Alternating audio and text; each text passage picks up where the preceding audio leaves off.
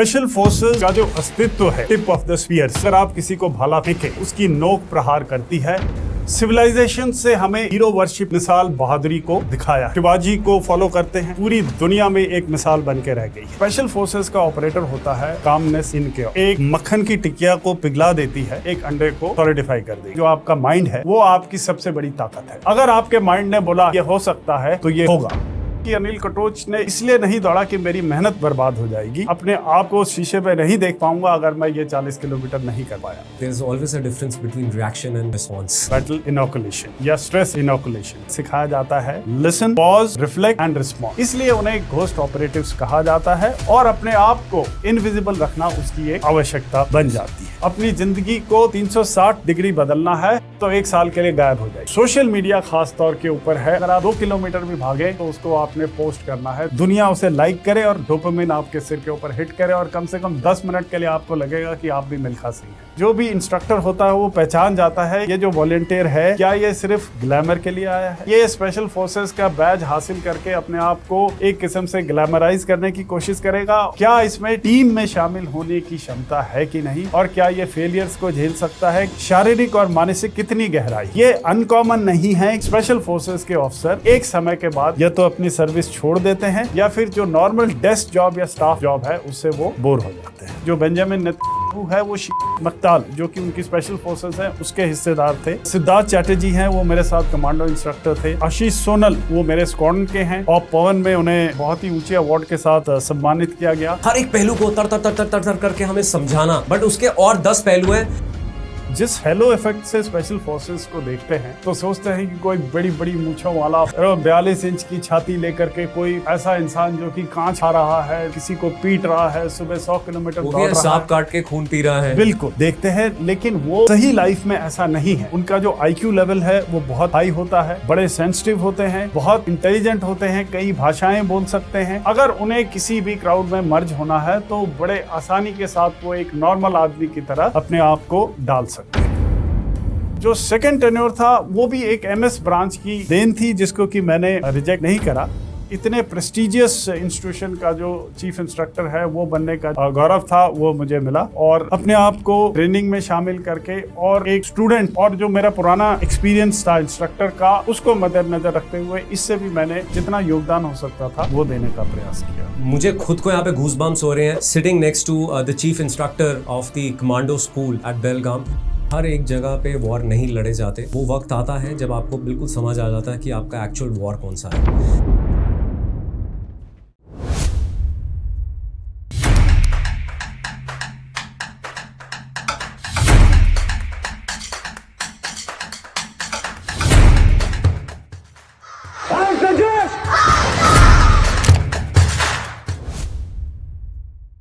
अगर जिंदगी में तुम्हें आग से गुजरना पड़े तो या तो तुम जल जाओगे या फिर तलवार बनकर बाहर निकल आओगे।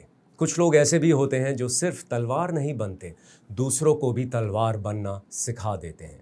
आज the untold story with commander Victor Mike के मंच पर हमारे साथ हैं एक ऐसे ही सोल्जर, ब्रिगेडियर अरुण पांडे। एक ऐसा नाम जिसका सफर रैंक और यूनिफॉर्म तक सीमित नहीं रहा, बल्कि डिसिप्लिन, करेज और रिलेंटलेस सेल्फ मास्टरी की मिसाल बन गया। इंडियन आर्मी के एक सीजन ऑफिसर जिन्होंने बैटलफील्ड का प्रेशर भी देखा और लीडरशिप की लेबोरेटरी भी।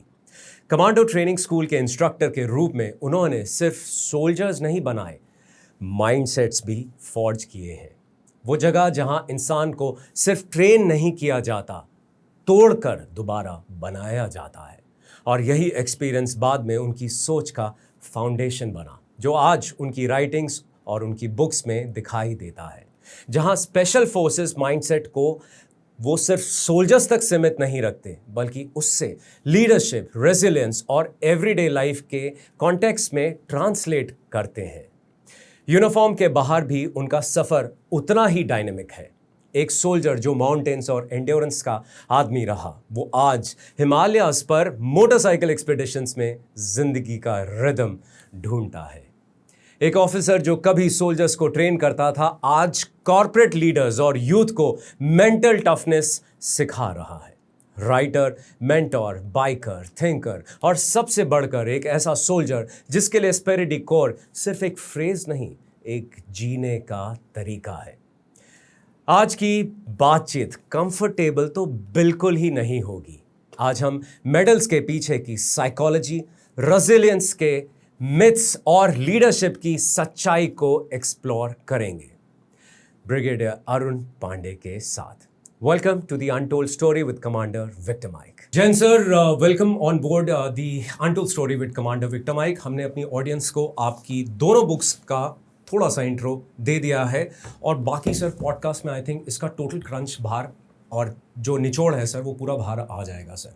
मैंने आज जनता को पहले से इन्फॉर्म कर दिया था कि सर आज का पॉडकास्ट थोड़ा सा दोनों साइड से थोड़ा सा ऐसा होने वाला है कि कुछ आइडियोलॉजी, कुछ माइंडसेट्स के कहीं ना कहीं डिफरेंसेस हमें देखने हैं और उसका जो निचोड़ निकल रहा है वो जनता तक हमें पहुंचाना है सर। कमांडर, अपने पॉडकास्ट में मुझे बुलाने के लिए बहुत बहुत धन्यवाद सर।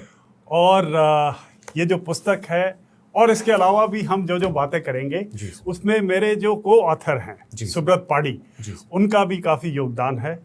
वो एक IIM लखनऊ के ग्रेजुएट हैं जिन्होंने पेप्सी, रिलायंस और वोडाफोन में लीडरशिप रोल्स करे हैं और उनका और मेरा मिलकर के लगभग 7 दशक या 75 साल का एक्सपीरियंस है जिसका निचोड़ हमने इस पुस्तक में डालने का प्रयास किया है। इसलिए इस पुस्तक को मेरे साथियों और मेरी ऑडियंस के सामने लाने में उनका भी बहुत बड़ा सहयोग है, जिनके लिए मैं उनका आभारी हूं। और ये हमारी जर्नी अभी शुरू हुई है। आप जैसे कमांडर्स और इंसाइसिव सवाल पूछने वालों की मदद से मुझे उम्मीद है कि इस जर्नी को हम और भी अच्छी तरीके से पूरा करेंगे। जय हिंद टू सुब्रत पाड़ी सर। आई विश सर अभी नेक्स्ट पॉडकास्ट जब होगा तब मैं आपको भी आमंत्रित ज़रूर करूंगा sir. Sir let's go and hit the bulls I sir. Sir आपकी जो दोनों बुक्स हैं सर वो बात करती है एक स्पेशल फोर्सेस के माइंडसेट की, एक रेजिलियंस की और एक मेंटल टफनेस की। सर अगर मैं सीधी बात करूं तो कहीं हमारी जनता या हमारी ऑडियंस में ऐसे बहुत लोग नहीं होंगे जो स्पेशल फोर्सेस माइंडसेट को अपनी ज़िंदगी में इम्बाइब करते होंगे। इसलिए मैं अभी जब पहला प्रश्न भी करूंगा मैं आपको इस आइडियोलॉजी से थोड़ा दूर ले जाने की कोशिश करूंगा और कोशिश यही होगी कि आप जो अपनी बुक्स में लिख रहे हैं उसके जो एक्सर्प्ट्स हैं उससे हमारी जनता को रूबरू कराएं, उससे आप समझाएं कि आखिर क्यों ये स्पेशल फोर्सेस का माइंडसेट आज के युग में, आज के कलयुग में, आज की दुनिया में अब ज़रूरी होता जा रहा है sir. So let me start the show sir without further due sir. क्या स्पेशल फोर्सेस की जो फिलॉसफी है सर वो रियली प्रैक्टिकल है हमारी जनता, हमारी ऑडियंस के लिए या मेरे जैसे एक एवरेज ह्यूमन बीइंग के लिए, या ये एक सिर्फ एक रोमांटिक आइडिया है जो हम जनता को बेचने की कोशिश कर रहे हैं? स्पेशल फोर्सेस का जो अस्तित्व है जी सर वो बनता है टिप ऑफ द स्पीयर से। यानी कि अगर आप किसी को भाला फेंकें तो सबसे पहले उसकी नोक प्रहार करती है और जिस फोर्स का नाम ही स्पेशल है उसे हम स्पेशल क्यों ना कहें। सिविलाइजेशन से हमें हीरो वर्शिपिंग करने के लिए इसलिए उकसाया जाता है क्योंकि हम उन लोगों से सीख सकें जिन्होंने बेमिसाल बहादुरी को दिखाया है। आप शिवाजी को फॉलो करते हैं, उनकी जो फिलॉसफी थी कि छोटी छोटी टुकड़ियों में दुश्मन को घात लगा करके और चालाकी से बर्बाद करना आज भी पूरी दुनिया में एक मिसाल बन के रह गई है। इसलिए जो स्पेशल फोर्सेस हैं वो अपने आप को खतरों में डाल करके जो बाकी लोग हैं, उनका जो देश हुआ, बाकी नागरिक हैं, उनकी सुरक्षा में योगदान देते हैं। इसलिए उन्हें एक किस्म से हीरो वर्शिप किया जाता है। लेकिन अगर हम ये कहें कि वो बाकियों से बिल्कुल अलग हैं तो ये भी गलत होगा। और क्या हम उन्हें ज़्यादा रोमांटिसाइज कर रहे हैं?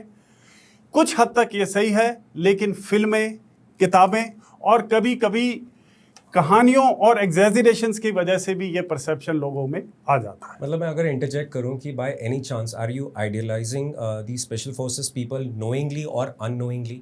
और अगर आप उन्हें आइडियलाइज कर भी रहे हैं सर तो मतलब सिर्फ क्या इन्हीं से फौज बन रही है, बाकी के फौज नहीं है सर? देखिए, आइडियलाइज नहीं है, लेकिन हम उनको सराहते हैं और उनमें से जिन्होंने कुछ बलिदान दिए हैं उनको हम नमन करते हैं। लेकिन इसका मतलब ये नहीं है कि हम बेवजह उनको बहुत ही ऊंचे पेडेस्टल में चढ़ा रहे हैं, क्योंकि जो वो कर रहे हैं ये उनकी चॉइस है। और बाकी जो आम नागरिक हैं, कोई डॉक्टर है, कोई पुलिस वाला है, कोई टीचर है, कोई साइंटिस्ट है, वो भी उतना ही योगदान दे रहा है जितना कि ये कर रहे हैं। सिर्फ उनके रोल को समझने की आवश्यकता है और हो सकता है कि अपना कर्तव्य निभाते समय उन्हें कुछ ज़्यादा जोखिम उठाने पड़े, जिसकी वजह से उन्हें स्पेशल फोर्सेस कहा जाता है, उन्हें टिप ऑफ द स्पीयर कहा जाता है और इस तरह का लड़ाकू कहा जाता है जिसकी की मिसाल लोग अपने बच्चों को, अपने नागरिकों को देना चाहते हैं। I think I fully agree with sir.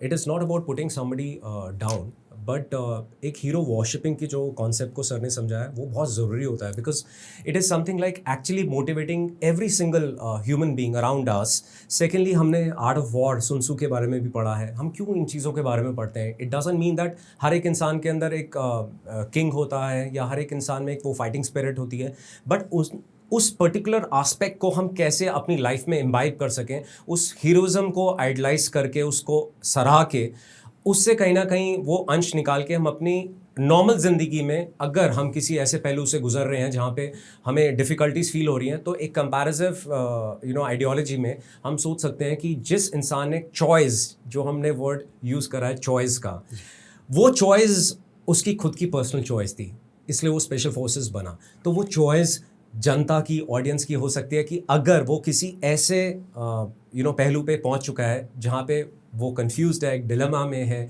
उसको राइट और लेफ्ट नहीं दिख रहा, तो उसको वो आइडियोलॉजीज़ अगर उसके दिमाग में सबकॉन्शियसली कहीं ना कहीं चल रही हैं, देन आई थिंक वो ऑडियंस या वो पर्सन एक सही डिसीजन लेने के लिए और ज़्यादा आई थिंक केपेबल होगा।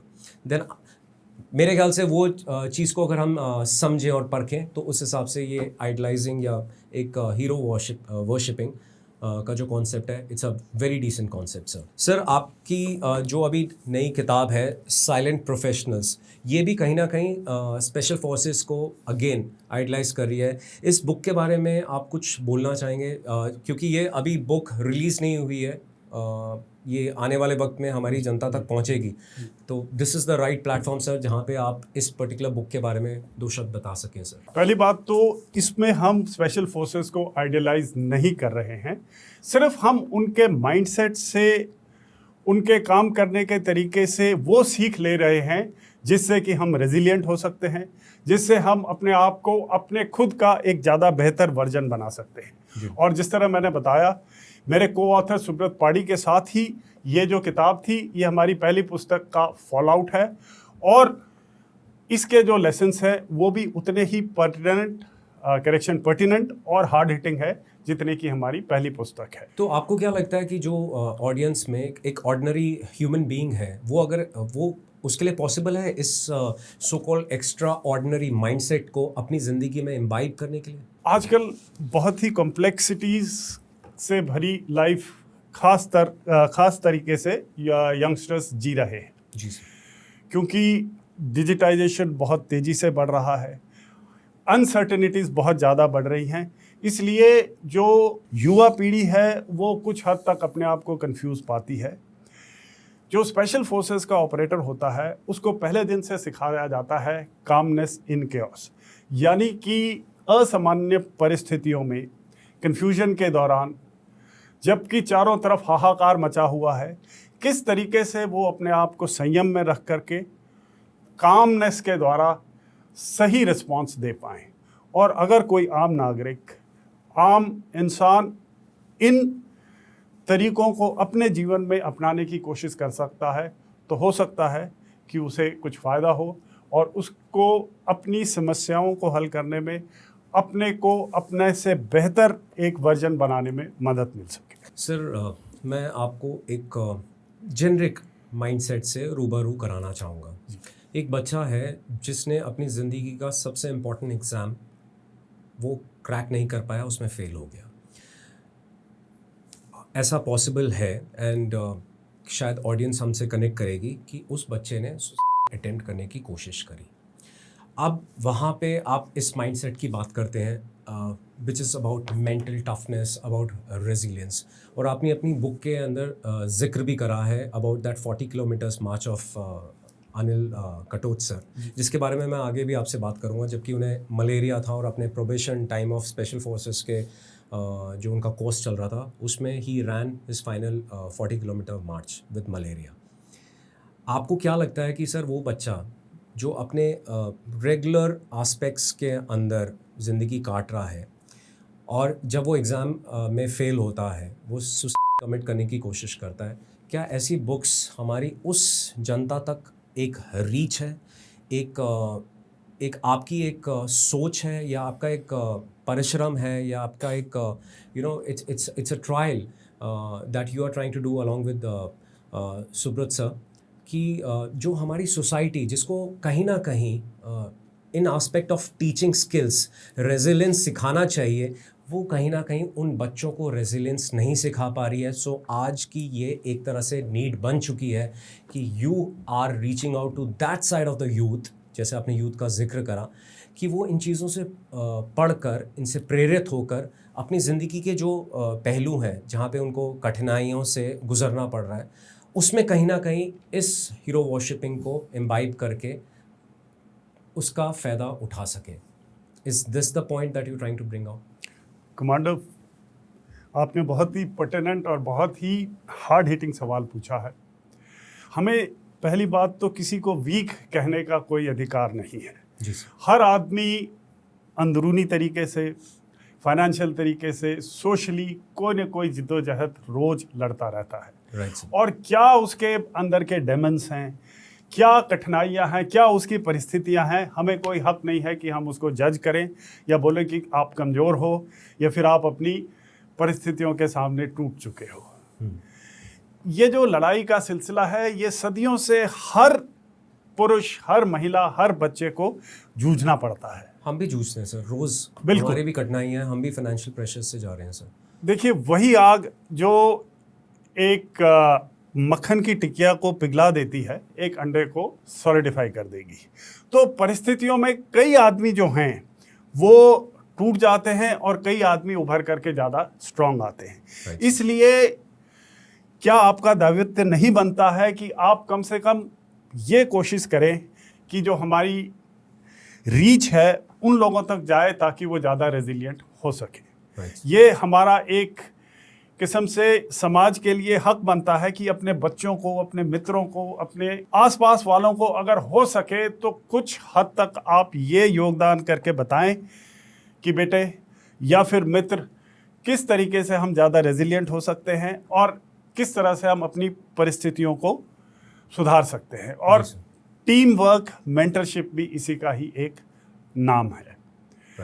तो एक हद तक तो हमने ये बताने की कोशिश करी कि अगर आप अपने लिए कोई मॉडल चुन ले, एक माइंडसेट चुन ले जिसको कि एक मिसाल या एक किस्म से गाइडिंग लाइट बना करके आप अपने जीवन में सुधार कर सकते हैं, तो क्यों ना ऐसा करें। और ये एक प्रोवन तरीका है। तो हमारा प्रयास यही रहा है कि जो स्पेशल फोर्सेस हैं, किस तरीके से वो अपनी कठिन परिस्थितियों में अपने आप को संयम में रख करके उसको नकारते हैं या उसमें से सफल होने का प्रयास करते हैं, यही हम सभी को सिखा पाएँ।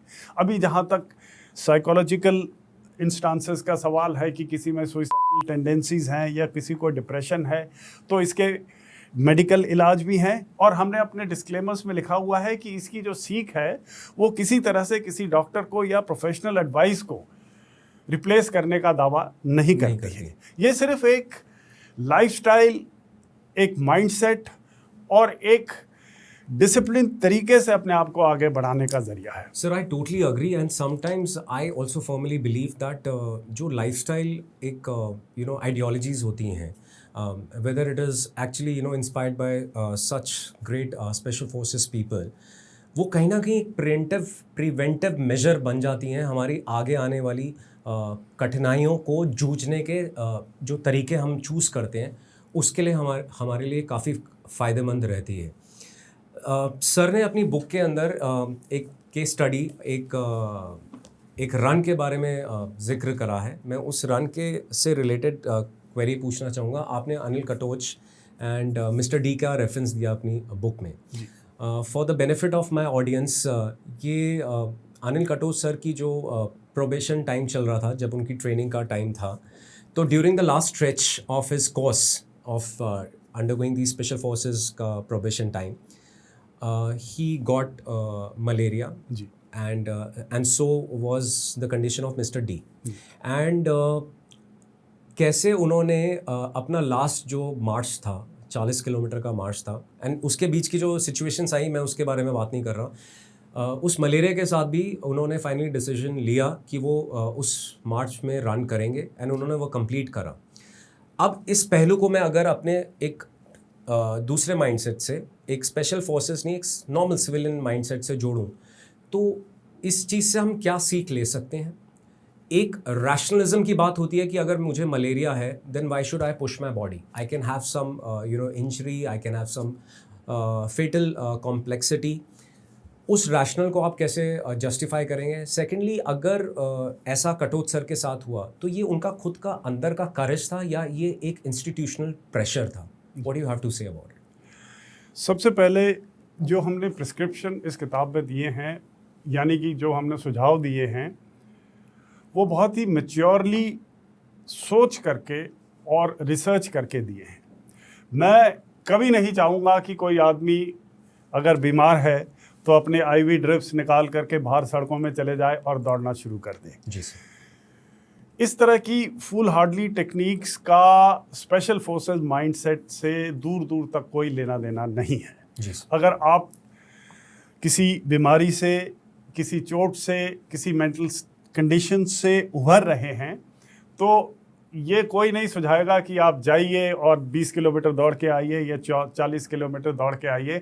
अगर आप इस लेसन को इम्बाइब करते हैं तो ये बिल्कुल गलत है, फूल हार्डी है और इससे नुकसान ज़्यादा होगा। असली लेसन क्या है सर? जो कमांडर विक्टर माइक ने हमें बताया है वो है, एक प्रोबेशनर ऑफिसर अपने जो कोर्स है उसकी पूरी की पूरी कार्रवाई को ख़त्म कर देता है, लेकिन जो उसका आखिरी इम्तिहान होता है उसमें उसे तकरीबन 20 किलो लोड के साथ 40 किलोमीटर एक दिए हुए समय के अंदर पूरा करना था। लेकिन इस कार्रवाई को करने से पहले ही उसे काफ़ी सख्त मलेरिया हो जाता है, जिसकी वजह से वो अभी असमंजस में है। लेकिन हमें ये याद रखना है कि सबसे पहले इस प्रोफेशन को ज्वाइन करना अनिल कटोच की चॉइस थी। वो एक वॉलंटियर था, उसने एक सर्टिफिकेट साइन किया है कि अगर इस ट्रेनिंग के दौरान मुझे किसी प्रकार का शारीरिक नुकसान हो जाता है तो उसके लिए ऑर्गेनाइजेशन जिम्मेवार नहीं है। यानी कि एक किस्म से इंडेमनिटी उसने साइन करी हुई थी और अपने आप को साबित करने के लिए और एक नई फोर्स में जाने के लिए उसे इस पहलू से गुजरना ज़रूरी था। इसी वजह से उन्होंने बीमारी की हालत में, कमजोरी की हालत में, बिना खाए पिए इस बहुत ही कठिन दौड़ को पूरा किया। लेकिन इससे हमें दो सबक ज़रूर मिलते हैं। सबसे पहले जो आपका मस्तिष्क है, जो आपका माइंड है, वो आपकी सबसे बड़ी ताकत है। अगर आपके माइंड ने बोला कि ये हो सकता है तो ये होगा। और दूसरी बात है, अगर आपके पास एक बडी है, एक ऐसा साथी है जो कि आपको अपने साथ लिंक करके मुश्किल से मुश्किल रुकावटों को पार करने में मदद मिलेगा, तो आपकी जो ताकत है वो दुगनी नहीं 4 गुना हो जाती। सो ये जो रेफरेंस था ये परिस्थिति का रेफरेंस था।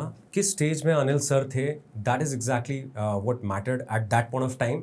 बट सबसे बड़ी सीख जो थी कि उनका जो माइंडसेट था उस समय वो ऐसे फॉर्ज किया गया था, वो उनकी खुद की चॉइस थी कि उन्होंने वो डिसीजन लिया कि I have gone through the entire process of undergoing that grilling, and मैं सिर्फ उस पहलू पे पहुंचा हूँ जहाँ मेरी आखिरी वो दौड़ है। और अगर मैंने यहाँ पे रेजिलिएंट माइंडसेट नहीं रखा तो मेरा वो जितना मेहनत थी वो ख़त्म हो जाएगी। तो आई थिंक उस माइंडसेट को कहीं ना कहीं प्रैक्टिकल एक चीज़ के साथ जोड़कर आगे बढ़ने वाली जो माइंडसेट होती है, आई थिंक उस पहलू को हमें कहीं ना कहीं इम्बाइब करना चाहिए अपने लाइफस्टाइल। और जो स्पेशल फोर्सेस वाले होते हैं उन्हें मेहनत का नुकसान नहीं चाहते। मुझे लगता है कि अनिल कटोच ने इसलिए नहीं दौड़ा कि मेरी मेहनत बर्बाद हो जाएगी, वो इसलिए दौड़ा कि मैं अपने आप को शीशे में नहीं देख पाऊंगा अगर मैं ये 40 किलोमीटर नहीं कर पाया। चाहे वो उसके बाद स्पेशल फोर्सेस ज्वाइन करे या ना करे, ये उसके लिए ज़रूरी नहीं था, लेकिन अपने आप को साबित करने के लिए उसने ये दौड़ा और उसे सही तरीके से पूरा किया। It is so amazing to hear these words from the author himself sir. And कई बार हम एक बुक को पढ़ते हैं तो हम अपने जहन में एक पहलू इम्बाइब करते हैं, बट जिस पहलू से आपने ये किताब लिखी है, जब आपसे वो शब्द सुनने को मिल रहे हैं तो इसका एक्चुअल एसेंस पता चल रहा है, and that is the reason that I also personally recommend this book to our audience. Sir, आपने अपनी किताब में लिखा है that humility is the ultimate arrogance. Humility is the ultimate arrogance. Sir, ये मुझे अब पढ़ने के हिसाब से मैं देखूं तो मुझे पैराडॉक्सिकल लगता है, बिल्कुल एक ऑपोजिट पहलू है। बट आपने एक स्पेशल फोर्सेस के माइंडसेट से जब ये बताया है तो कहीं कहीं मुझे ऐसा लगता है कि एक स्पेशल फोर्सेस का जो एक पर्सन होता है वो इतना कुछ इम्बाइब कर चुका होता है अपनी ज़िंदगी में, अपने माइंडसेट में, कि वो एक साइलेंट एक वॉरियर बन चुका होता है। अब उसे हर एक चीज़ पे रिएक्ट नहीं करना, he knows which battle to choose. But आप अपनी कैपेबिलिटीज़ को इतनी तरह जान जाते हो तो क्या ऐसा होता है कि आप एक साइलेंस में चले जाते हो? सबसे पहले तो आपने इस पहलू को निकाला, ये बहुत ही अच्छा सवाल है ह्यूमिलिटी और एरोगेंस के बारे में, यानी कि विनम्रता और अपने आप के ऊपर अहंकारित होना। अगर कोई आदमी ताकतवर है इसका मतलब ये नहीं कि उसमें अहंकार का आना चाहिए।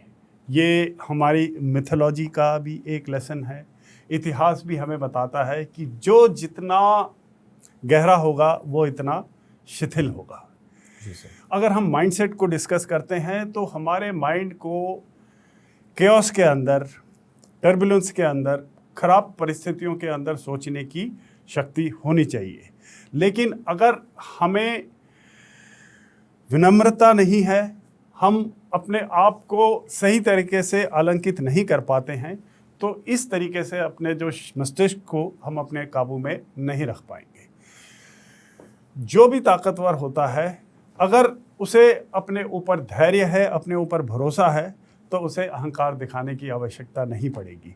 और अगर उसमें अहंकार है तो उसकी जो ताकत है वो या तो पूरी नहीं है या उसका जो इस्तेमाल है वो गलत तरीके से किया जा रहा है।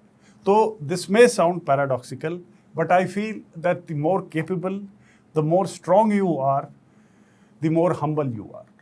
In a room, the quietest is normally the one who is most capable. I think it's so beautiful to understand that ये जो elite forces के जो special forces के जो personal होते हैं, ये एक तरीके से अपने आगे एक psychological shield बना लेते हैं, क्योंकि वो जो जानकारी उन्हें अपनी बॉडी, उनकी जितने challenges ले चुकी होती है, उससे वो अपनी बॉडी की कैपेबिलिटीज़ को समझ चुके होते हैं, and that is the reason that they don't have to react.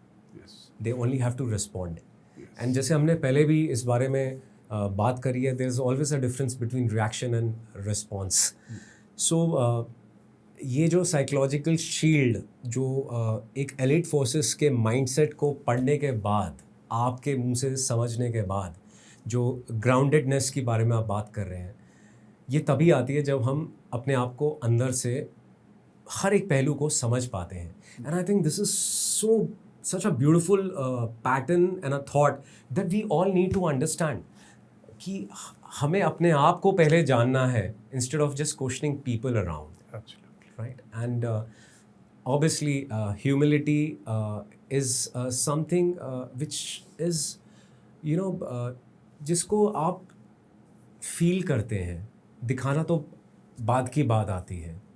Sir, आप कहीं जब हम इस माइंडसेट के ऊपर हम और डीप डाइव करते जा रहे हैं, तो स्पेशल फोर्सेस का अगर मैं एक माइंडसेट बोलूं, तो जो चैलेंजेस वो देखते हैं, उन चैलेंजेस में अगर मैं उन्हें बोलूं कि उनकी उस चैलेंजेस की जो प्रॉब्लम्स होती हैं वो एक लेवल 10 तक की प्रॉब्लम होती है। और अगर मेरे जैसे नॉर्मल इंसान की चैलेंजेस के बारे में जिक्र करूं तो वो चैलेंजेस लेवल 2 या लेवल 3 के होते हैं। आज पानी गर्म था, आज चाय टाइम पे मिली ना मिली, या आज दाल में नमक ज़्यादा था, या और भी कई पहलू हो सकते हैं। सर, मैं रोड रेज की अगर बात करूं, अगर रोड रेज में हम लेट्स से हम एक स्पेशल फोर्सेस के पर्सनल को खड़ा कर देते हैं। अब दो गाड़ी टक्कर मारती है, एक नॉर्मल इंसान की जो अब ऑब्वियसली एलीट फोर्सेस का नहीं है, और एक एलीट फोर्सेस स्पेशल फोर्सेस का आदमी है। ये जो नॉर्मल वाला आदमी है, ये स्पेशल फोर्सेस को, चाहे गलती उसी की है, वो उसको एब्यूसिव लैंग्वेज में गलत बोले जा रहा है। अब एज पर दी सो कॉल्ड ह्यूमिलिटी के बारे में जब हमने बात करी, तो ये स्पेशल फोर्सेस का एज पर योर माइंडसेट, ये इंसान, इसकी क्षमता हम जैसे लोगों से बहुत ज़्यादा होगी वो सुनने की, रिएक्ट ना करने की, रिस्पॉन्ड करने की। अब उसकी लिमिट कहाँ तक आएगी? जो मेरा एक डर है, वो डर ये है कि ये जो नॉर्मल इंसान था, अगर ये रुका नहीं, ये बोलता गया, बदतमीज़ियाँ करता गया, उसने कुछ ऐसी चीज़ें बोल दी जो उसे नहीं बोलनी चाहिए थी। मेरा जो डर है वो ये है कि अब अगर स्पेशल फोर्सेस वाला सारे दायरे भूल जाएगा जी, तो वो जो नॉर्मल इंसान की तरह उसको पीटने वाला था या उसको काउंटर करने वाला था, तो फिर वो तो स्पेशल फोर्सेस का बंदा है जी, उसको उतना ज़्यादा तोड़ेगा सर। जी। क्या आप इस मेरे माइंडसेट से कहीं अग्री कर रहे हैं, या you have something else, a totally different paradigm shift to enlighten me and my audience? नहीं कमांडर, आपने बहुत ही इंसाइसिव एक पहलू को उठाया है। सबसे पहले तो मैं बात करूंगा बैटल इनोकुलेशन की या स्ट्रेस इनोकुलेशन की। जिस तरीके से अपने आप को बीमारियों से बचाने के लिए हम इनोकुलेट करते हैं, एक साधारण आदमी या स्पेशल फोर्सेस वाला भी अपने आप को ट्रेनिंग के द्वारा बैटल इनोकुलेट करता है। अगर वो 40 किलोमीटर लोड लेकर के 100 किलोमीटर चल सकता है, तो आम परिस्थितियों में इस दूरी को या इससे कम की दूरी को पूरा करना उसके लिए बहुत आसान हो जाएगा। अगर वो फिजिकली अपने आप को इतना कैपेबल बना देता है कि वो जो ऑब्स्टिकल्स हैं उनको पार करने की क्षमता रखता है, बिना खाए पिए कई घंटों तक एक जगह पर शिथिल रह कर के एरिया को अपने सर्विलेंस में रख सकता है, तो आम जीवन उसके लिए बहुत आसान हो जाता है। लेकिन सुपर ह्यूमन वो नहीं है। सिर्फ उन्होंने अपने आप को ज़्यादा ट्रेन करने के लिए, अपने आप को डिस्कम्फर्ट दे करके ज़्यादा स्ट्रॉन्ग बनाने की जो चॉइस है उसको एक्सरसाइज किया है, ताकि वो अपने को साबित कर सके और स्पेशल फोर्सेस यूनिट में अपने आप को शामिल कर सके। अभी बात आती है किसी भी ऐसे व्यक्ति के साथ उलझने की जो कि आपको सही तरीके से इज्जत नहीं दे रहा है। It is said that it is more important to choose when not to fight rather than fight. आपको हर लड़ाई लड़ने की आवश्यकता नहीं है, और इसी को बोलते हैं मिशन फोकस। अगर आपका इरादा या आपका मिशन किसी कार्य को पूरा करने के लिए है, तो रास्ते में अगर आपको दाएं बाएं के छोटे मोटे या जो रेड हेरिंग टाइप के चैलेंजेस आए, तो मेरे हिसाब से उनमें अपने आप को शामिल करना कोई बुद्धिमानी की बात नहीं है।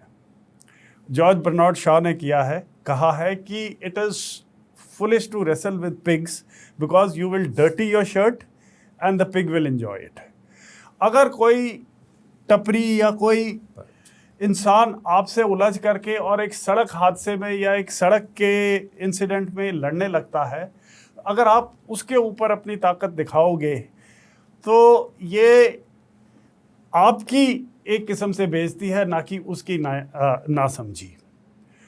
दूसरी बात यह है कि आपको अपनी लड़ाई खुद चुननी है। इस तरह की जो चीज़ें हैं वो इंश्योरेंस से कवर्ड है। चाहे आप गलती में हो, अपना कहना या अपने आप को हम्बल बनाते हुए वहाँ से आप निकलिए, और ये रवैया आपने अपनी सोशल लाइफ में, अपने जो बाकी काम करने के तरीके हैं उसमें रखिए। अगर रिलेशनशिप में आपको किसी से माफ़ी मांगनी पड़ती है तो मानिए, इससे आपकी जो ताकत है वो कम नहीं होगी।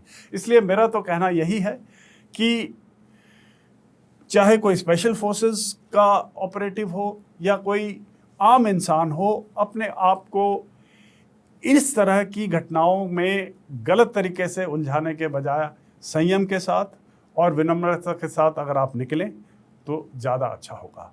और दूसरी बात यह है कि चाहे कोई स्पेशल फोर्सेस का इंसान क्यों ना हो, अगर वो सिविल के दौरान अगर 5-6 आदमियों के साथ उलझेगा तो उनके साथ भिड़ने में उसकी क्या समझदारी है, और हो सकता है कि इनके साथ वो डील ना भी कर पाए, इसलिए जो अपनी जो फाइट है उसको आप चुनिए और जिस काम के लिए आपने रिजॉल्व किया है उसे पूरा कीजिए। इस तरह अगर आप अपनी ताकत को दर्शाएंगे तो मेरे ख्याल से स्पेशल फोर्सेस में आपके लिए कोई जगह नहीं है। पॉइंट्स टू बी टेकन, जिस चीज़ पे हमने, जो हमारा मिशन है, हम उसी पे फोकस करें, वहाँ से हम डिफोकस ना हो। Choose your wars very sensibly. हर एक जगह पे वॉर नहीं लड़े जाते। वो वक्त आता है जब आपको बिल्कुल समझ आ जाता है कि आपका एक्चुअल वॉर कौन सा है। तीसरा, it's more important that how strong you are from your mind, not only from your body. Beautifully said sir. Thank you sir, special forces का जो कल्चर होता है वो वैल्यू करता है डायरेक्ट कम्युनिकेशन की। अब इसको हम ऐसे भी समझ सकते हैं, से what you mean what you से। अगर मैं आपको अब टेलीपोर्ट करता हूँ एक कॉर्पोरेट बोर्ड रूम के अंदर, अब ये ले लीजिए कि सर एक स्पेशल फोर्सेस के हम एक पर्सन को वहाँ पे, उस ऑपरेटिव को वहाँ रख रहे हैं, मतलब हम उस माइंडसेट को वहाँ पे रख रहे हैं।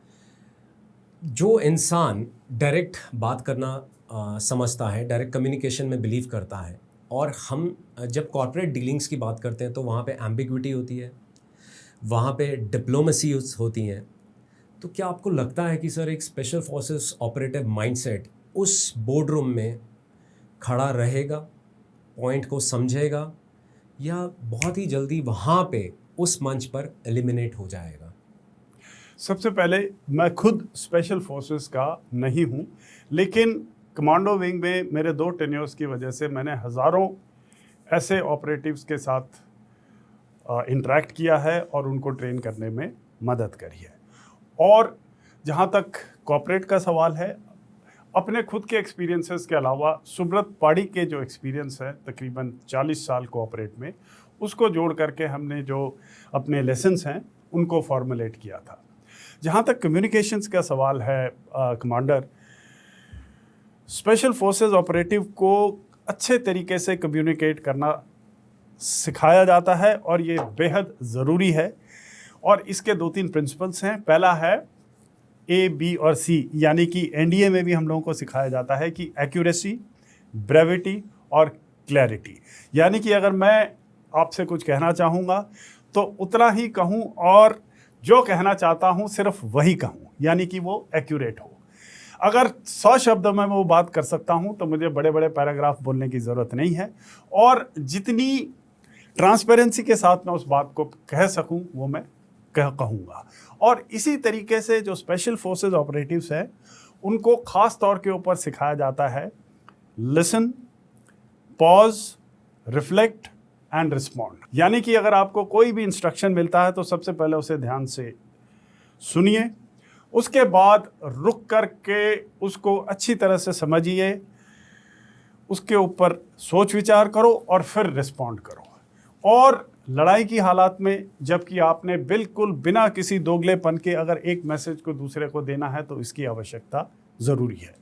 लेकिन आम दुनिया में ये हमेशा लागू नहीं होगा, क्योंकि अगर आप इस डायरेक्टनेस से किसी से बात करना चाहेंगे तो सबसे पहले वो आपको पसंद नहीं करेगा। और आम जो बिजनेस की भाषा है उसमें यह कहना एक किस्म से फूल हार्डीनेस है, बेवकूफ़ी है।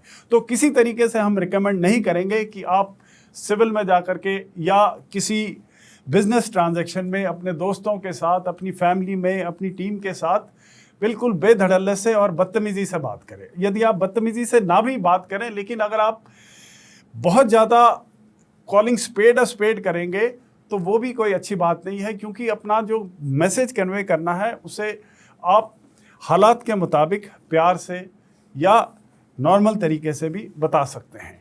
तो जो स्पेशल फोर्सेस का प्रिंसिपल है वो कम्युनिकेशन का अलग है, लेकिन अगर आप शुगर कोट करके और झूठ बोल करके अगर किसी को बहला फुसला करके गलत कम्युनिकेट करते हैं तो उससे जहरीला काम कोई नहीं कर सकता, और चाहे कोई फौजी हो या कोई सिविलियन हो, इस तरह की जो बिहेवियर है वो बहुत ही टॉक्सिक है और गलत है। सर, इस पहलू को आपने बहुत ही मतलब बहुत क्लैरिटी से हमें समझाया sir, and it also brings clarity to our mindset that there is a gap and let's not get confused in that gap.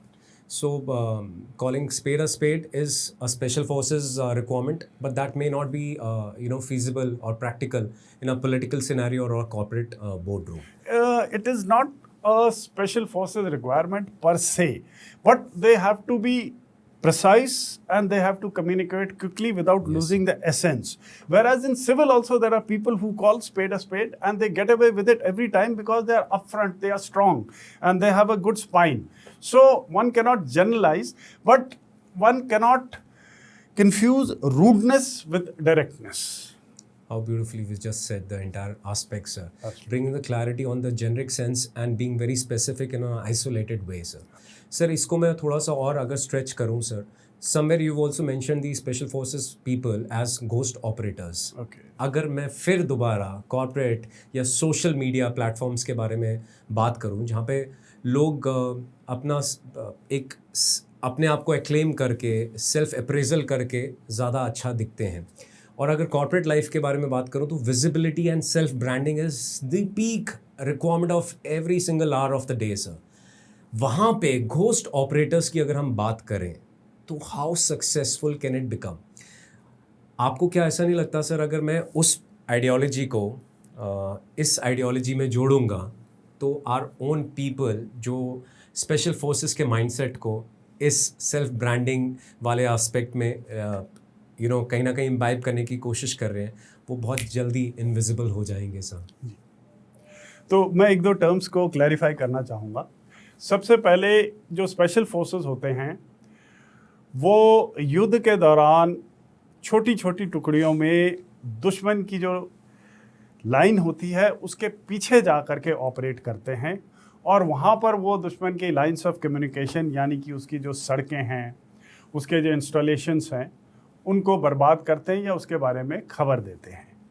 इस सब कार्रवाई के दौरान उन्हें अपने आप को जाहिर नहीं करना है, पकड़े नहीं जाना है, यानी कि एक भूत की तरह, एक घोस्ट की तरह उन्होंने काम करना है, ताकि अगर वो पकड़े गए तो उसका अंजाम बहुत ही ज़्यादा खतरनाक होता है. इसलिए उन्हें घोस्ट ऑपरेटिव्स कहा जाता है, और सीक्रेसी, स्टेल्थ और अपने आप को इनविजिबल रखना उसकी एक आवश्यकता बन जाती है. जो दूसरी बात इसमें आती है ह्यूमिलिटी की, और जो आपने अकम्पलिशमेंट्स करी हैं उसके बारे में दुनिया को बढ़ा चढ़ा के ना बताना, या फिर अपने काम करने के बाद with a sense of satisfaction, with a sense of accomplishment आप अपने जीवन को, आप अपने स्पेशल फोर्सेस लाइफ को आगे बढ़ते रहें और आगे बढ़ाते रहें. क्योंकि जो दौर है उसमें अभी जो सोशल मीडिया ख़ास तौर के ऊपर है, आपको प्रेरित करती है कि आप एक छोटा सा काम भी करें. अगर आप 2 किलोमीटर भी भागें तो उसको आपने पोस्ट करना है, ताकि दुनिया उसे लाइक करे और डोपामिन आपके सिर के ऊपर हिट करे, और कम से कम 10 मिनट के लिए आपको लगेगा कि आप भी मिल्खा सिंह हैं. इसलिए ये एक किस्म से एक सामाजिक बीमारी बन रही है कि आपने गुलाब जामुन भी खाया तो उसकी फ़ोटो खींच करके फेसबुक के ऊपर डाल दें. तो ये इसके अगेंस्ट ऐसा हो गया है कि आप कुछ करें और उसको करने से पहले ही पूरी दुनिया में फैला दें. लेकिन जिस आदमी में जितनी गहराई है, जितनी शक्ति है और जितना सामर्थ्य है, वो क्वाइटली अपना काम करेगा, और जब उसके जो नतीजे हैं वही जाहिर करेंगे कि उसने क्या हासिल किया है. तो ये जो घोस्ट ऑपरेटिव्स का प्रिंसिपल है वो जो मैंने समझाया है उससे थोड़ा सा अलग है, लेकिन क्वाइट प्रोफेशनल्स का जो प्रिंसिपल है वो इससे मेल खाता है. इसीलिए आप देखेंगे कि कई लोगों को कहा जाता है कि यदि आपने अपने आप को ट्रांसफॉर्म करना है, अपनी ज़िंदगी को 360 डिग्री बदलना है, तो 1 साल के लिए गायब हो जाइए. कोई आपको सोशल मीडिया की ज़रूरत नहीं है, किसी से पूछने की ज़रूरत नहीं है.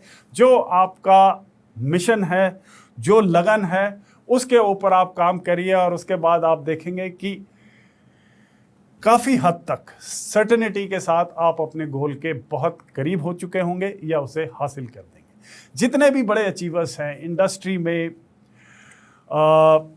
सिविल लाइफ में, प्रोफेशंस में, उन्होंने जो तपस्या करी है वो अपने आप को सारे डिस्ट्रैक्शंस हटा करके और बिल्कुल इनविजिबल बनाए करके करी है, और ताकि जब उन्होंने अपना मुकाम हासिल करा है उसके बाद ही उन्होंने अपने आप को दोबारा से रिसर्फेस किया होगा।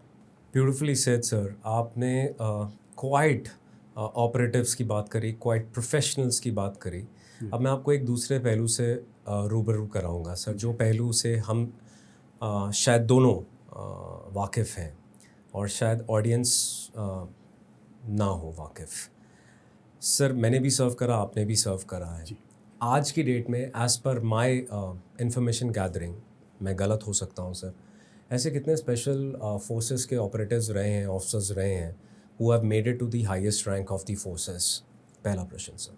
सेकेंडली सर, क्या आपको लगता है कि अगर ये एक बहुत रेयर केस होगा जहाँ पे एक स्पेशल फोर्सेस का माइंडसेट वो एक्लेंस के सीनियर मोस्ट पोस्ट पे पहुँचा हो या नहीं पहुँचा हो, वहाँ पे आपने क्वाइट प्रोफेशनल्स की बात करी, you know something like ghost operators, वहाँ पे एक स्ट्रेटेजिक लीडरशिप के लिए क्या ये स्किल सेट ओके है या कुछ और स्किल सेट की ज़रूरत होती है? और दूसरा सर, बिकॉज इंस्टीट्यूशन जो होते हैं sir, they kind of reward the political navigation over the tactical brilliances to some extent. This is what I feel, sir. ऐसा है कि सर कि जो सिस्टम है वो स्मार्ट ऑपरेटर्स को ज़्यादा थपथपाता है या उनको और आगे ऊपर उठाता है, या मैं गलत हूँ सर? पहली बात तो आपने ऐसे ऐसे पहलुओं को कुरेदा है जिसने कि कई ऐसे सवाल हम लोगों के माइंड में खड़े कर दिए हैं जो कि हमें सोचने को मजबूर करेंगे।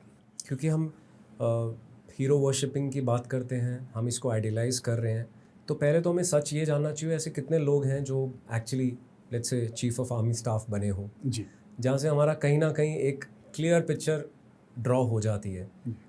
और अगर वो क्लियर पिक्चर ड्रॉ करते वक्त हमें कुछ कांटे लग रहे हैं जी, तो फिर हम बाकी के पहलू को आगे आपसे और समझना चाहेंगे सर। इसमें एक तो इतना वास्ट सब्जेक्ट है कि अगर आप इसमें कुछ हद तक समझना चाहते हैं तो आपको ये किताबें पढ़नी पड़ेंगी। दूसरा है कि स्पेशल फोर्सेस के लिए कोई भी जो प्रोबेबल होता है वो वॉलंटियर करता है, और जिस वॉलंटियर का जो प्रोबेशन होता है उसके दौरान उसके हर पहलू को बहुत ही बारीकी से आंका जाता है। अगर 1000 आदमी वॉलंटियर करेंगे तो हो सकता है कि एक सेलेक्ट हो, और जो भी वॉलंटियर करता है वो अपनी टुकड़ी में अपने दस्तों में सबसे अच्छा है। तो आप देखिए कि कितना डीप सिलेक्शन है। और इस प्रोबेशन के दौरान चाहे वो डेल्टा फोर्स हो, चाहे सील्स हो, चाहे पैरा एसएफ हो, सिर्फ फिजिकल फिटनेस को नहीं देखा जाता। फिजिकल फिटनेस तो एक बहुत छोटा सा पहलू है। आप पहले 2 दिन में जो भी इंस्ट्रक्टर होता है वो पहचान जाता है कि ये जो प्रोबेबल है या ये जो वॉलंटियर है, क्या ये सिर्फ ग्लैमर के लिए आया है, क्या ये स्पेशल फोर्सेस का बैज हासिल करके अपने आप को एक किस्म से ग्लैमराइज करने की कोशिश करेगा और बाद में शायद इसको एनकैश करने की कोशिश करे, क्या इसमें टीम में शामिल होने की क्षमता है कि नहीं, और क्या ये फेलियर्स को झेल सकता है, इसमें शारीरिक और मानसिक कितनी गहराई है। इसलिए हर जो वॉलंटियर होता है, हर एसएफ का जो नुमाइंदा होता है, वो अपने पैशन की वजह से आता है। इसलिए 99% तो एक बार स्पेशल फोर्सेस का हिस्सा बन के और उसमें आकर के योगदान दे करके, एक्शन दे करके ही अपना जो पैशन है उसको पूरा कर जाते हैं। उनका बहुत बड़ा जो एम होता है वो पहले ही पूरा हो जाता है। ये तो रही पहली बात। दूसरा ये है कि स्पेशल फोर्सेस में जो एक्शन करने का मौका मिलता है वो रिलेटिवली यंग लोगों को मिलता है, यानी कि अपने करियर के शुरुआती दौर के ऊपर, और दुर्गम पहाड़ियों में युद्ध के दौरान एनिमी लाइंस के पीछे फ्री फॉल करते हुए, फायरिंग करते हुए जो एड्रेनलिन रश होता है और जो टीम वर्क और जो हाई एड्रेनलिन लाइफ ये लोग जीते हैं, वो इनको आम जो सर्विस होती है उसमें ये चैलेंज नहीं मिल पाता है। इसलिए ये अनकॉमन नहीं है कि खास तौर के ऊपर स्पेशल फोर्सेस के ऑफिसर एक समय के बाद या तो अपनी सर्विस छोड़ देते हैं या फिर जो नॉर्मल डेस्क जॉब या स्टाफ जॉब है उससे वो बोर हो जाते हैं। और रहा तीसरा जो मुद्दा है जिसमें कि बताया गया कि ये ऊंचे ओहदों पे जाते हैं कि नहीं जाते हैं, तो मैं न केवल इंडियन स्पेशल फोर्सेस के बारे में हम लोगों ने रिसर्च करी है, हमने ये समस्त दुनिया की स्पेशल फोर्सेस को बहुत ही गहराई से समझा है, उसकी परख करी है और उसके बारे में पढ़ा है। जो हिंदुस्तान है और इंडिया है, इसमें एवरेज के तौर के ऊपर या एक वेरी अप्रॉक्सीमेट फिगर में 12 या 13 स्पेशल फोर्सेस यूनिट्स हैं, जबकि इन्फेंट्री यूनिट्स हो सकता है 300 से ज़्यादा हो, आर्टिलरी यूनिट 300 हैं।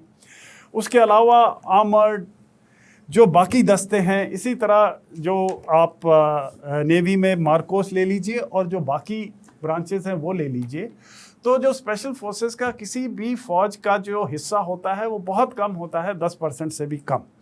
इसलिए 10% होते हुए इतनी बड़ी फौज का नेतृत्व करना या ऊंचे पोस्ट के ऊपर पहुंचना उतना ही प्रो राटा या प्रोपोर्शनल बेसिस में कम हो जाता है। लेकिन इसका मतलब ये नहीं है कि इस तरह की जो उपलब्धियां हैं वो अनकॉमन है। आप इजराइल देख लीजिए, जो बेंजामिन नेतन्याहू है वो शीरियत मक्ताल जो कि उनकी स्पेशल फोर्सेस हैं उसके हिस्सेदार थे, उसके मेंबर थे। यहूद बराक इजराइल में इसी स्पेशल फोर्सेस यूनिट के हैं। इसी तरीके से जो बिजनेस वर्ल्ड है उसमें स्पेशल फोर्सेस बहुत ज़्यादा सक्सेसफुल रहा है, क्योंकि उन्हें अडेप्टेबिलिटी और एजिलिटी, अपने आप को सही तरीके से पेश करना, चैलेंजेस को सामना करना, ये सब आता है। तो मैंने ख़ास तौर के ऊपर कई ऐसे स्पेशल फोर्सेस ऑफिसर्स के साथ, जवानों के साथ इंटरेक्ट किया है जो कि सिविल वर्ल्ड में बहुत अच्छा करते हैं। Correct sir, correct. Siddharth Chatterjee हैं, वो मेरे साथ कमांडो इंस्ट्रक्टर थे। सोनल, आशीष सोनल, वो मेरे स्क्वाड्रन के हैं और पवन में उन्हें बहुत ही ऊंचे अवार्ड के साथ सम्मानित किया गया। वो भी एक बहुत ही सक्सेसफुल और लीडरशिप रोल में काफ़ी ऊंचे कॉर्पोरेट सर्कल्स में गिने जाते हैं। तो ये अनकॉमन नहीं है। This is really beautiful because अब उस पहलू को समझना, उसको फील करना from a commando instructor himself, the entire aspect, हर एक पहलू को तर करके हमें समझाना कि आप जो प्रश्न कर रहे हैं वो एक पहलू से पूछ रहे हैं, बट उसके और 10 पहलू हैं। शायद आप उस 10 पहलू से भी प्रश्न कर सकते हैं या मैं उन 10 पहलुओं का आपको डायरेक्ट आंसर भी दे सकता हूँ। सो इट्स सो ब्यूटिफुल कि आपने कैसे हमारी जनता, हमारी ऑडियंस को एक बहुत ही क्लियर पिक्चर दिखाई है। कोई नाप तोल करके नहीं, कोई ब्रांडिंग, सेल्फ ब्रांडिंग करके नहीं, कोई हीरो वॉरशिपिंग करके नहीं, बिल्कुल सटीक एग्जैक्ट मैसेज दिया है। सर, आपने कमांडो इंस्ट्रक्टर के बारे में बात करा तो जनता को ये भी बताइए सर कि आप 2 बार आपने बेलगाव में कमांडो इंस्ट्रक्टर की पोस्ट को संभाला। ऐसा क्या चलता सर कि आप after doing one assignment you went back to the same assignment? Was there some personal connect, some eternal connect, and वहाँ पे ऐसा कोई मोमेंट था जिसने आपकी लाइफ को ही चेंज कर दिया हो? Something like that sir. एक चीज़ और मैं इससे पहले बताना चाहूँगा कि हम जिस हेलो इफेक्ट से स्पेशल फोर्सेस को देखते हैं तो सोचते हैं कि कोई बड़ी बड़ी मूंछों वाला 42 इंच की छाती लेकर के कोई ऐसा इंसान जो कि कांच खा रहा है, किसी को पीट रहा है, सुबह 100 किलोमीटर दौड़ रहा है, सांप काट के खून पी रहा है। बिल्कुल। तो ये एक किस्म से एक ऐसा एस्पेक्ट बन गया है कि जिस चश्मे को पहन करके आम लोग हर स्पेशल फोर्सेस ऑपरेटिव को देखते हैं, लेकिन वो सही लाइफ में ऐसा नहीं है। उनका जो आईक्यू लेवल है वो बहुत हाई होता है, बड़े सेंसिटिव होते हैं, बहुत इंटेलिजेंट होते हैं, कई भाषाएं बोल सकते हैं, और अगर उन्हें किसी भी क्राउड में मर्ज होना है तो बड़े आसानी के साथ वो एक नॉर्मल आदमी की तरह अपने आप को बैकग्राउंड में डाल सकते हैं। तो इस बारे में मैं चाहूँगा कि कई लोग जो कि स्पेशल फोर्सेस के ना होते हुए भी अपने आप को ज़्यादा ब्रावोडो दिखा करके उनकी तरह बनाने या बताने की प्रयास करते हैं, ऐसे फ्रॉडस्टर्स के साथ लोगों को बचना चाहिए या उनको पहचानना चाहिए। अभी जहाँ तक कमांडो विंग का सवाल है, तो ये बेलगाम में एक ऐसा इंस्टीट्यूशन है जो कि इन्फेंट्री स्कूल का हिस्सा है और पहले ये मऊ में होता था, लेकिन वहाँ का जो मौसम है वो इतना घातक था कि उसे शिफ्ट करके बेलगाम में ले जाया गया, जहाँ की अच्छे मौसम में कठिन परिस्थितियों में या कठिन एक्सरसाइज करने में, लंबी लंबी रूट मार्चेस करने में आसानी हो। तो इस जो स्कूल है उसमें इन्फेंट्री के सभी ऑफिसर्स को इस कोर्स को क्वालिफाई करना होता है। और इसके अलावा जो पैरामिलिट्री फोर्सेस हैं, फॉरेन आर्मीज़ हैं, इंडियन स्पेशल फोर्सेस है जिसमें कि मार्कोस और गरुड़ शामिल है, सभी के लिए वो कोर्सेस चलाते हैं। और जो इंस्ट्रक्टर्स होते हैं वो वही होते हैं जिन्होंने खुद कोर्स करके उसमें अपने आप को साबित करके और एक अच्छे स्टैंडर्ड के साथ उस कोर्स को क्वालिफाई किया होगा।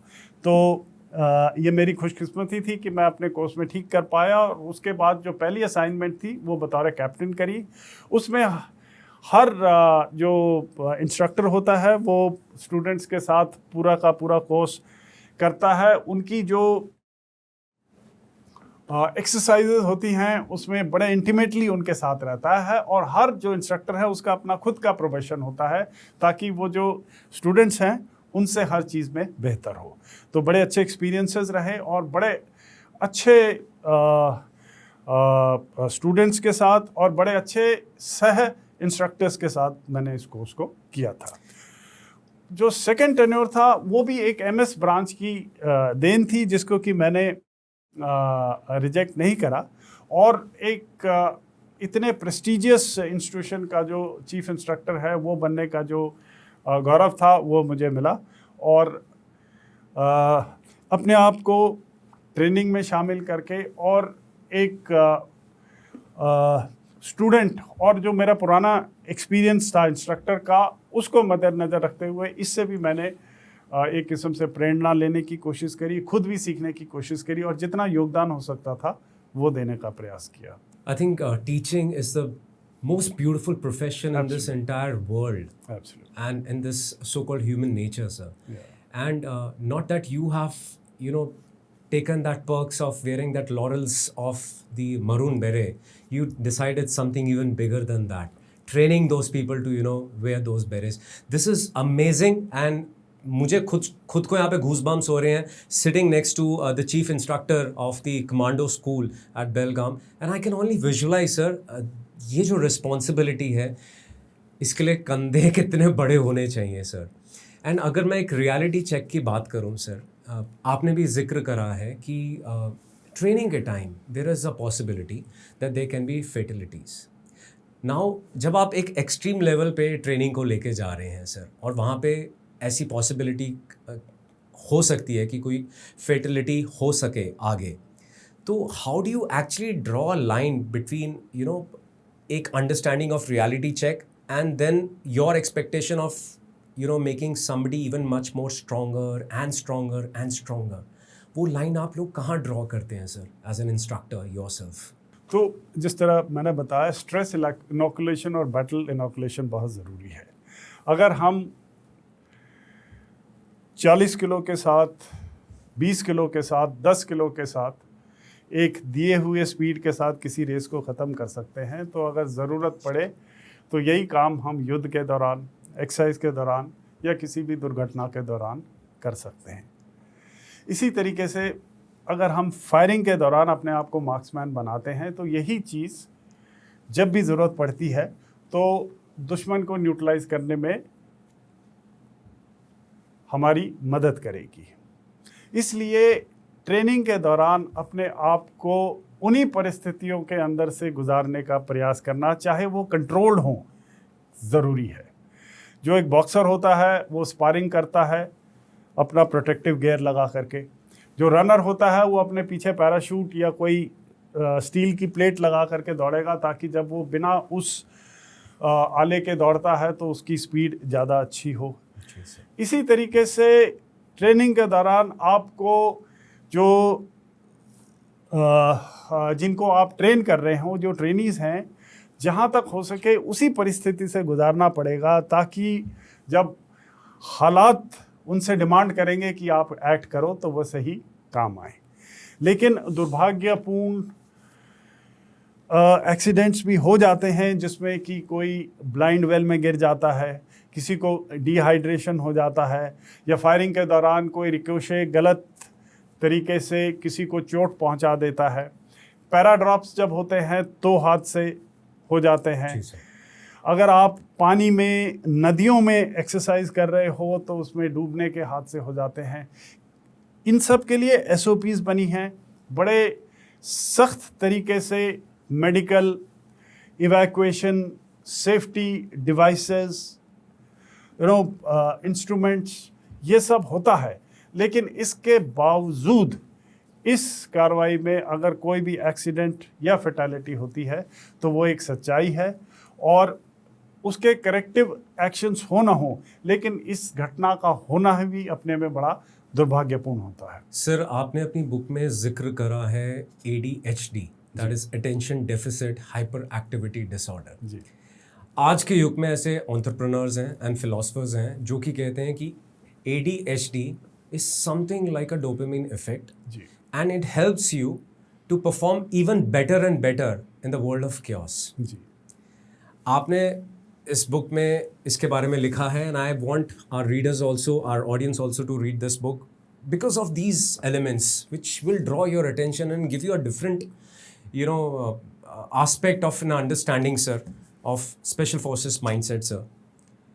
आप किस विजन से ADHD को समझते हैं? आप किस विजन से अपनी ऑडियंस को ये चीज़ समझाने की कोशिश कर रहे हैं, सर? इसमें भी मैं आपको 3 पहलू समझाऊंगा। सबसे पहले ADHD अपने आप में एक न्यूरोलॉजिकल डिसऑर्डर है। मतलब clinically it's a disorder. It is a disorder. Yes. और ये इसकी जो हाइपर एक्टिविटी है वो नॉर्मल नहीं है। वो अलग बात है कि वो किसी को कुछ समय के लिए अच्छा परफॉर्म करने में मदद करे। यस। दूसरा होता है स्पेशल फोर्सेस का प्रोबेशन, और उसके जो फिल्टर्स होते हैं उसमें वो ऐसे किसी व्यक्ति को लेना पसंद नहीं करते हैं और जिनकी जो कार्रवाई है वो किसी भी न्यूरोलॉजिकल फैक्टर की वजह से प्रेरित हो या इन्फ्लुएंस्ड हो।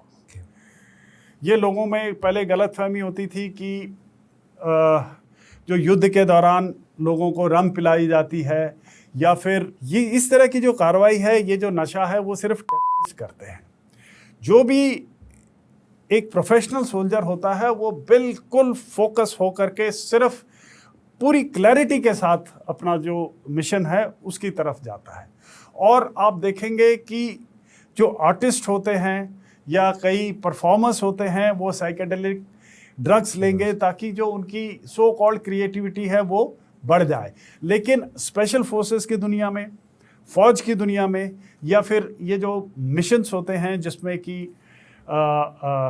स्पेशल फोर्सेस या स्पेशल ट्रूप्स अपनी जो कार्रवाई करते हैं, उसमें किसी भी तरह की जो मेडिकल या न्यूरोलॉजिकल एनहांसमेंट है उसको नहीं लिया जाता, क्योंकि ये कोई गारंटीड या कैलिब्रेटेड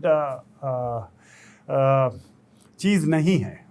और हो सकता है कि जिसको ADHD हो वो 2-3 घंटे के लिए बहुत ज़बरदस्त क्रिएटिविटी दिखाए, लेकिन जब मौका आए उसके बाद वो हाँ, बिल्कुल सही आपने बताया। और यदि आपको 3 दिन, 4 दिन, 6 दिन तक किसी हाइड में बिना हिले डुले, बिना अपने आप को जाहिर किए, बिना कोई हरकत दिखाए अगर किसी एरिया को सर्विलेंस में रखना है, तो इतनी आप में मादा और पेशेंस होना चाहिए कि इन 3 दिन, 2 दिन, 5 दिन तक आप अपने आप को बिल्कुल स्थिर रख सकें।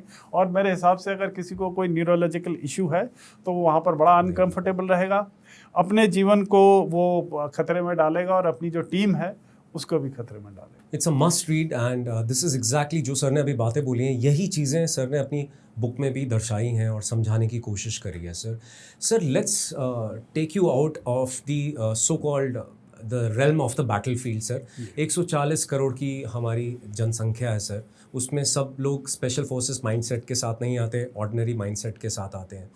अगर जाने का टाइम आ रहा है तो ऐसे कौन से 3 प्रिंसिपल्स होंगे जो आप हम जैसे ऑर्डिनरी लोगों को अपनी इन बुक्स का, अगर मैं बोलूं कि निचोड़ निकाल के देना चाहेंगे, जो वो एक्चुअली प्रैक्टिस कर सकते हैं and which will help them to some extent? जी, ऑडियंस आपकी बुक्स पढ़ेगी सर, बट आज as an author you are in the chair, वो 3 एस्पेक्ट्स अगर आप हमारी जनता, हमारी ऑडियंस को दे सकें कि एक ऑर्डिनरी पर्सन उसको इम्बाइब करे अपनी लाइफस्टाइल में, वो क्या होंगे सर? चलो, firstly commander, thank you for क्योंकि गिविंग मी हम दिस वो लोग हैं सर जिनको platform. बहुत सारे प्रेशर्स होते हैं सर, फाइनेंशियल प्रेशर, अपने सपनों को पूरा करने का प्रेशर, और भी सर फैमिली प्रेशर्स हो सकते हैं. So firstly thank you for this platform and I can assure you कि ये कंफर्टेबल बिल्कुल नहीं था. आपने ऐसी गहराइयों में टॉर्च दिखाई है जिसको कि पहली बार मैंने देखा है, लेकिन इससे प्रेरित होकर के मैं अपने ऑडियंस को और भी कई पहलू मैं उनको बताऊंगा. जी सर. सबसे पहले आपने बोला कि जो स्पेशल फोर्सेस माइंडसेट है, ये कोई ऐसा माइंडसेट नहीं है जो कि सिर्फ स्पेशल फोर्सेस के पास हो. जी सर. जाने अनजाने में बहुत सारे लोग इसी माइंडसेट से अपने अपने प्रोफेशंस को एक्सेल करते हैं. जो मेरा दोस्त सलमान है, अगर हो सकता है फोटोग्राफी में अच्छा है, अपना काम अच्छा कर रहा है, तो उसका माइंडसेट भी एक स्पेशल फोर्सेस माइंडसेट के साथ मेल खाता हो. शेखर अगर हिम्मत कर रहा है, अपनी रिलेशनशिप्स के साथ सही तरीके से बर्ताव करके आगे बढ़ रहा है, उसने कोई मिशन सोचा हुआ जिसकी तरफ वो काम कर रहा है, तो वो भी एक स्पेशल फोर्सेस माइंडसेट है. तो ये ब्रांडिंग गलत है कि ये कोई सीक्रेट सॉस है जो कि सिर्फ स्पेशल फोर्सेस के पास है. आम आदमी इसको तभी फॉलो कर सकता है जबकि वो इनकी बातें सुने, इनसे मोटिवेट हो या इनके बारे में पढ़े. ये माइंडसेट बिल्कुल सिंपल 2-3 सवालों को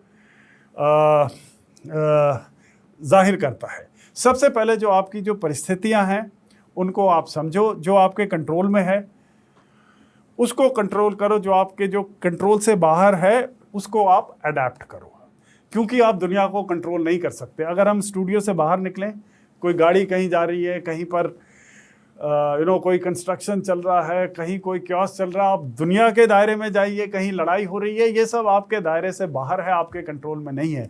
लेकिन अपने आप को अडेप्ट करना और अपना जो रिस्पॉन्स है उसको बनाना आपके हक में है, इसलिए उसे करिए. जो दूसरा है, आपका कोई गोल होना चाहिए, कोई मिशन होना चाहिए. उसके लिए आपने अपनी सारी शक्तियों को इस तरीके से जोड़ना है जिस तरह की फिल्मों में बताते हैं कि सारी कायनात उस गोल को पूरा करने में आपकी मदद करेगी. और जो तीसरी बात है कि इस माइंडसेट से जो काम आप शुरू करते हैं उसे ख़त्म करिए. जब तक गुरु गोविंद सिंह ने भी कहा कि जब तक पूरी गले के पार नहीं हो जाती उसको खाया हुआ नहीं माना जाता है. तो इन्हीं को देखते हुए वो जो 3 बेसिक सवाल हैं वो मैं आपको दोबारा से समराइज करके बताऊंगा. सबसे पहले है कि आप अपनी परिस्थितियों को ब्लेम मत करिए, उसकी रिस्पॉन्सिबिलिटी लीजिए. अगर आपको लगता है कि आपके परिवार में कोई कठिनाई है, आपके पास पैसा नहीं है, आपका शरीर कमज़ोर है, वो परिस्थिति है, उसको आप अपनाइए, उससे घबराइए मत. आप उससे भाग नहीं सकते, लेकिन उसके साथ आपने सही रिस्पॉन्ड करके उस कमी को दूर करना है.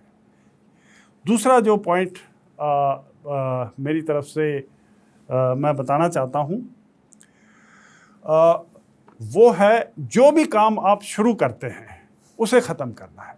और एक विलियम मैक्रेवन हैं जो कि एडमिरल हैं यूएस आर्मी के, उन्होंने बहुत ही सिंपल फिलॉसफी बताई है, मेक योर ओन बेड. यानी कि सुबह उठते ही आप अगर अपना बिस्तर बनाएंगे तो उठते ही पहला काम आप ख़त्म कर लेते हैं, वही आपको आगे बढ़ने का हौसला देगा. और जब आप वापस आएंगे तो आपको एक बना बनाया बिस्तर मिलेगा जिसमें कि आप अपने आप को वापस कंफर्टेबल कर सकते हैं. और जो आखिरी पहलू है वो है बी कंफर्टेबल विद डिस्कम्फर्ट.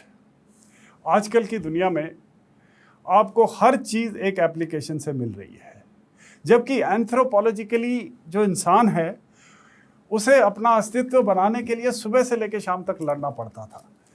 कई हज़ारों साल पहले आप गुफा में रहते थे, सुबह निकले, शिकार किया तो खाने को मिलेगा, नहीं तो आप भूखे सो जाओगे.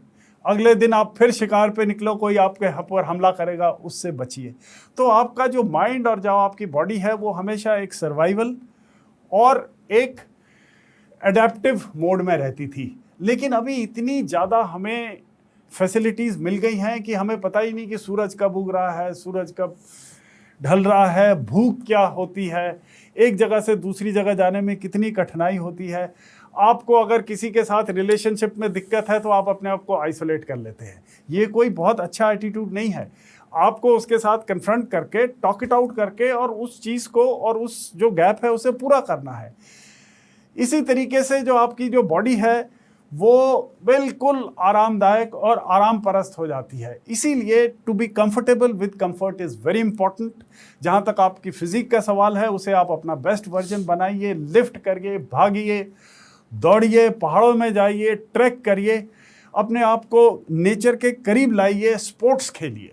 और जहाँ तक आपका दिमाग का सवाल है, अपने आप को चैलेंज करिए, कंटेंट क्रिएट करो, कहानियाँ सुनो, कहानियाँ सुनाओ, सोचिए, आइडिएट करिए, अपने लिए कुछ एम रखिए ताकि आपको पता है कि आप कहाँ हो और आपने कहाँ जाना है। और जो अपना डिस्कम्फर्ट है उसको भी आप कैलिब्रेट करो। रोज के दिन आपने एक ना एक फिजिकल और मेंटल छोटा सा चैलेंज करना है, हफ्ते में उससे बड़ा, एक क्वार्टर में आप रहिए कि मैंने 20 किलोमीटर भागना है और मैंने ये म्यूजिकल इंस्ट्रूमेंट सीखना है, या फिर जहाँ तक कोडिंग का सवाल है, इस नई लैंग्वेज में महारत हासिल करनी है। एक साल के लिए आप अपने लिए एक टारगेट रखिए, एक दशक के लिए रखिए, और इस तरह से आप मिशन में फोकस करेंगे तो किसी भी स्पेशल फोर्सेस के ऑपरेटिव की तरह आपकी एकाग्रता, आपकी शक्ति और आपकी जो काम करने की और गोल्स को हासिल करने की जो सामर्थ्य है वो बढ़ती चली जाएगी। Wow sir, I mean what a beautiful takeaway for our audience, हमारी जनता के लिए। पहले तो एक अंडरस्टैंड करना, एक एक्सेप्ट करना कि हमारे आसपास क्या हो रहा है, एंड दूसरा कि हम कोई भी चीज़ अगर स्टार्ट करते हैं उसे हमें ख़त्म करना ही है, and then getting comfortable with the discomfort. ये जो तीन पहलू हैं वो कहीं ना कहीं सर ने अपनी दोनों बुक्स स्पेशल और साइलेंट प्रोफेशनल्स में इस चीज़ के बारे में बहुत ही डेप्थ में बात करी है। I would say that Brigadier, this conversation was not about the medals or ranks. This conversation was about the psychology of resilience. It was about leadership in the real world. I'm so happy that we could just touch the tip of the iceberg. मुझे ऐसा भी लगता है कि आज के जो conversation के अंदर जितने एक्सर्प्ट्स सर ने हमें निकाल के बताए हैं, जो हमने मिथ्स, जो हमने अपने धारणा हमने अपने दिमाग में डाली हुई हैं about the special forces people, जब वो एक खुद चीफ इंस्ट्रक्टर हमें ये चीज़ें समझाता है तो फ़र्क तो पड़ता ही है। It was such a beautiful conversation. I am so happy sir that you could take out time from your busy schedule, and मैं कोशिश ये भी करूँगा कि हम आगे आने वाले वक्त में सर को दोबारा इनवाइट करें ताकि हम एक स्पेसिफिक एक मॉडल, एक स्पेसिफिक मॉड्यूल को कहीं ना कहीं कैप्चर कर सकें। Something like you know 10 mistakes that a veteran like me does, yeah, something which has to do about our youth, something which is all about women empowerment, something which is about the global flux that's creating havoc in the entire economies of the globe, sir. Whatever it might be, sir, but I'm sure, sir, this conversation is going to be even much more interesting, and I'm so thankful once again, sir, to you, sir, that you could come and share your thoughts, and it's a takeaway. Janta and audience, please इन दोनों books को ज़रूर पढ़िएगा। The silent professional, sir, ये कब आने वाली है sir? ये अब से 15 दिन के बाद। I think by the time हमारा ये पॉडकास्ट लाइव होगा, by that time this book will be out, and I am reading this books. How about you?